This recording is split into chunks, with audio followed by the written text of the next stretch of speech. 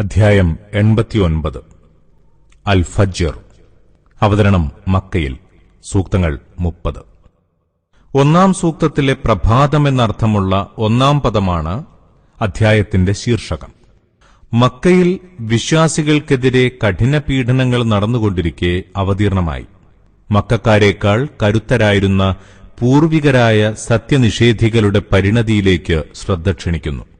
തുടർന്ന് മനുഷ്യപ്രകൃതത്തിലെ വിനാശകരമായ വശങ്ങളും പ്രവണതകളും വിവരിക്കുന്നു. അവസാന ഭാഗത്ത് സജ്ജനങ്ങൾക്കുള്ള ശുഭവാർത്തയും.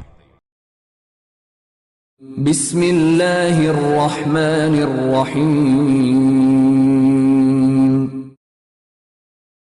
പ്രഭാതം സാക്ഷി, 10 രാവുകൾ സാക്ഷി, ഇരട്ടയും ഒറ്റയും സാക്ഷി.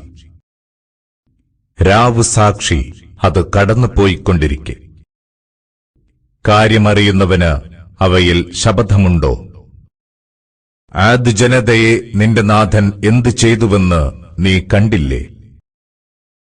ഉന്നത സ്തൂപങ്ങളുടെ ഉടമകളായ ഇറം ഗോത്രത്തെ. അവരെപ്പോലെ ശക്തരായൊരു ജനത മറ്റൊരു നാട്ടിലും സൃഷ്ടിക്കപ്പെട്ടിട്ടില്ല. താഴ്വരകളിൽ പാറ വെട്ടിപ്പൊളിച്ച് പാർപ്പിടങ്ങളുണ്ടാക്കിയ സമൂദ് ഗോത്രത്തെയും ആണികളുടെ ആളായ ഫിർഔനെയും. അവരോ ആ നാടുകളിൽ അതിക്രമം പ്രവർത്തിച്ചവരായിരുന്നു. അവരവിടെ കുഴപ്പം പെരുപ്പിച്ചു. അപ്പോൾ നിന്റെ നാഥൻ അവർക്കുമേൽ ശിക്ഷയുടെ ചാട്ടവാർ വർഷിച്ചു. നിന്റെ നാഥൻ പതിസ്ഥലത്തുതന്നെയുണ്ട് തീർച്ച. എന്നാൽ മനുഷ്യനെ അവന്റെ നാഥൻ പരീക്ഷിക്കുകയും അങ്ങനെ അവനെ ആദരിക്കുകയും അനുഗ്രഹിക്കുകയും ചെയ്താൽ അവൻ പറയും, എന്റെ നാഥൻ എന്നെ ആദരിച്ചിരിക്കുന്നു. എന്നാൽ അല്ലാഹു അവനെ പരീക്ഷിക്കുകയും അങ്ങനെ അവന്റെ ജീവിത വിഭവം പരിമിതപ്പെടുത്തുകയും ചെയ്താലോ അവൻ പറയും, എന്റെ നാഥൻ എന്നെ നിന്ദിച്ചിരിക്കുന്നു. കാര്യം അതല്ല, നിങ്ങൾ അനാഥയെ പരിഗണിക്കുന്നില്ല, അഗതിക്ക് അന്നം നൽകാൻ പ്രേരിപ്പിക്കുന്നുമില്ല.